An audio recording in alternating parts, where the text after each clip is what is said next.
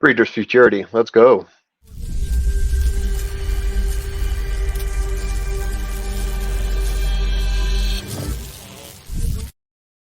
Trust the profits. It's the formula here, and we're going to be talking through the Breeders' Futurity, the Claiborne Breeders' Futurity at Keeneland coming up this Saturday, 10-5. Yeah, this is a big one for 2-year-olds.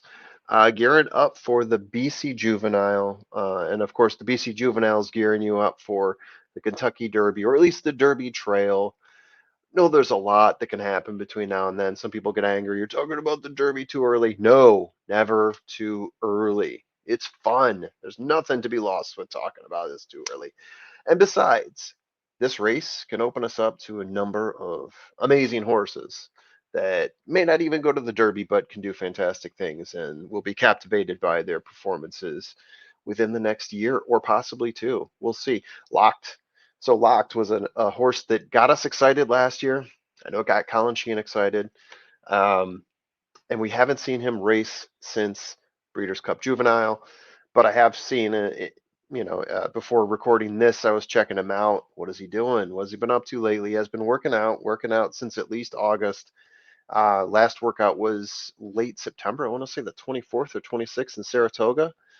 So he's doing something. So we might see Lock again. That would be exciting. But before him, we had Forte win this race. Before him, Rattle and Roll. Hmm? Essential Quality, Maxfield, Knicks Go. I mean, it doesn't get much bigger than Knicks Go, does it? Right? Seen some good horses here. Classic Empire. I want to go back to a great horse. Classic Empire. Loved him. So yeah, regardless of whether this is a Derby Trail horse that we're going to be seeing here, suffice it to say, it should be a good horse. All right, let's move on. What are we talking about here? October 5th, that is Saturday, at Keeneland, G1. And it is going to be worth 1 million. 600K, 600K, not $1 million. Sorry about that. 8.5 furlongs. That is 1 1/16 mile on dirt. And yeah, we got 11 horses entered in, 11 horses that we'll be talking to you about now. We're going to start with Ferocious. Yes, this is a Delgado horse. Delgado, he gave us Mage a couple years back, and this is the horse that he's been most excited about since Mage, and with good reason. Second at the Hopeful Stakes, started 2 lengths back, had some trouble early on, lost a shoe. Who throws a shoe? Um, Still ended up closing on Chancer McPatrick, losing by half a length in that one, giving it the old college try. Won a 6 furlong maiden special, first time out, stalking the pace early on, winning by 7+ lengths in that race in the mud. So we got ourselves a potential mudder here. Luis Saez, Flatter the Sire, Ferocious. Mark your calendars on this one. Saratoga Cruiser, one race. It is a 1 mile, 32K maiden special at Indiana Horseshoe, Indiana. Starting out way in the back, but then yeah, 8 lengths behind, closing to beat Ortho Star by half a length. So gave it a gutsy try there, getting the big win first time out. 32K though, maiden special weight, yes, but 32K going a mile. Like to see that. This is definitely going to be a bigger race. Some of these horses are in 100K maiden special weight races. This one is 32K in Indiana. So definitely a difference in class there, but maybe Saratoga Cruiser can class it up. Optical. Gotta love the graphic. Plays with your eyes a little bit, right? One win in 4 races. Doesn't look like much. Broke his maiden fourth time out in a 92K maiden special. Going 1 mile in that one. Gate to wire. 14 length win over Kaidu Declare. Yeah, you have to think about that one for a little bit. Is it a key? Is it a doe? It's Kaidu Declare, I think. It's what makes the most sense. 2 previous attempts were on turf and unspectaculars. This is a horse where DeSormo's figuring it out. First time he started him off was on dirt, had some trouble. Was at 9th place, progressed up to 4th, so made a good effort there. Tried him on turf, went back to dirt. Boom, looking pretty strong on dirt. So does DeSormo have something here with Optical? Curious to see. Handsome Pants, Handsome Pants. Yes. Ken McPeak, BJ Hernandez, Hard to pass up Handsome Pants. One win in one race, 8.5 furlongs, maiden special at Churchill. Starting off 4 to 5 lengths behind, moving up to first by the top of the stretch, and then extending that lead out over Kinetic Control by 1.5 lengths. What we got going on here? Got some music in the background here that's biggity booing me. Yeah, so he's already gone the distance in a pretty big maiden special at Churchill. No problems there. And yeah, he seems to be all set up for this race. East Avenue, this is a horse that's getting a lot of talk. A lot of people have him in the early top tens. One win in one race. It's early days, right? Broke his maiden first time out at Ellis Park in a 71K 6 furlong maiden special. That's not a big deal, but 8 length win over Campaign Trail. That's the big deal. Brendan Walsh really bringing it. Tyler Gaffleone expected to be the mountain here, I believe. Yeah, we'll have to update that to see if that's the case. They're entered. Don't know what the odds are just yet here. East Avenue, definitely going to be a horse that gets some play. Veloso, 2 races, 1 win. Broke his maiden second time out at Saratoga. 100K maiden special, going a mile in that one. 3 to 4 lengths off the pace early on, taking over at the top of the stretch, beating Spurgeon. Hashtag Jared Spurgeon, defender for Minnesota Wild. Hockey Talk by 3.5 lengths in that one. First attempt, started seventh, moved up to fourth in a 6 furlong maiden special. For this Chad Summers horse, looks like he needed a little bit of extra distance there. He got himself a closer, I would imagine. The mile helped him out. Looks like he should be good for 8.5 furlongs. Macero, which I do believe means waiter in Spanish. If not, the picture means nothing, but it's fun anyway. 1 win in 2 races. The last time out was the Iroquois. He finished fourth in that one, starting out in eighth place. Moved up to fourth from eighth place.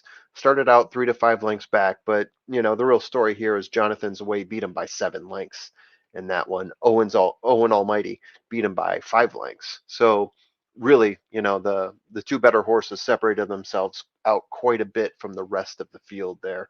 Macero being part of that rest of the field, in my opinion. Broke his maiden at Ellis, going 6 furlongs in a maiden special. And that one, starting out in ninth place, 8 lengths back. At the quarter-mile mark, closing to beat True Violence by 1 3/4. This is a Dale Roman deep closer. Is he going to be able to close out in this race? Is he going to be able to make a showing? Dale Romans has done well before in Breeders' Futurity. He's had 2 wins, as I showed you on my first slide, in the last 10 years, last 10 races. So, is he going to be able to pull it out here? We'll see. It's a good field. It's a good field. Big Boat. It's a Nyquist. Broke his maiden at Churchill Downs in 120K maiden special, going 6 furlongs in that one. Was 3 lengths off the pace and then closed to beat Kalahari Dreams by 3 lengths in that race. James DeVito, Christian Torres, as I mentioned before, Nyquist. Here we go. The Todd Pletcher horse that we've all been waiting for. Tenacious leader, 3 races, 1 win, 1 second place. The second place came at the G3 with anticipation stakes on turf, going 8.5 furlongs in that one, so the distance is fine. Stalking the pace, but losing to Zulu Kingdom by a neck in that one. Broke his maiden at Saratoga, 100K maiden special weight race. It went off turf, but it was still fast on dirt. I think there were like 7 to 8 horses there, so it was a fairly decent sized field. Stalking the pace early on and then beating Clock Tower by 4 3/4 lengths in that race. Todd Pletcher, Florent Giroux, not this time the sire. Dapper Moon. This is a horse that I'm kind of interested in. It might be a bit of a value here. 1 win, 1 second place for Dapper Moon. First place in a 7 furlong 100K maiden special at Saratoga. Stalking the pace early and then closing to beat Guns Loaded by 5 lengths in that one. Second place, the first time out, hitting the gate. Did not have a good start there, starting 7 lengths back and then closing to within 2.5 lengths of incentive play. I really like that there. Had some adversity, didn't start off well, was still able to close the distance in that one. Dallas Stewart, Ricardo Santana, and Malibu Moon. Dapper play. I think you're going to get some value here. And finally, Ready for Peace. 1 win, 1 third place in 2 races. Ready for Peace. The third place came at the Kentucky Downs. Juvenile Mile, 3 to 5 lengths back, depending on the spot. Closing for a 4-length loss to Tistastic and West Beach. We're vying for the win there. But again, that's turf. It's Kentucky Downs. It's a totally different beast. You can almost put an X through that. Broke his maiden first time out again, though, on turf at Colonial in a 60K maiden special. Going a mile there. Stalking the pace, taking over at the 3/4 mile mark, beating Meister Singer by 2 3/4 lengths. So yeah, horse is going to be running on dirt for the first time, and it's in a big race. Is he going to be ready for it? Are we ready for peace? Are we ready for peace? And is ready for peace ready for dirt? Moving on. Let's go. Summary. So I don't know the odds. I have a feeling Ferocious is probably going to be your morning line favorite. I don't know where East Avenue is going to be. Is he a value play? I don't know yet, but I wanted to put him there because he's my number 2 horse. So I got Ferocious on top, East Avenue, and then got to put the Pletcher horse. Pletcher's been good at this race, especially recently. So you got to put the Pletcher horse there. He won it last year with Locked, Forte, and Carpe Diem. And Dapper Moon is the one that I really like here. Maybe I should put Dapper Moon as my value play, but I wasn't sure. Still not sure about the odds. I think Dapper Moon could be a bit of a sleeper here. The Ken McPeak horse also grabbed my attention for a while. I was playing around with having the Ken McPeak horse in here, but yeah, decided to go with Dapper Moon. I think that's the value I like here, and that is all I have. Close that out there. Yes, yes, yes. And yeah, so who you guys like? Hit us up in the comments. We always like to hear from you. No matter how crazy your theories are. Woo! Just kidding. Just kidding. You're not crazy. Anyway, have a good one. Bet responsibly and have fun.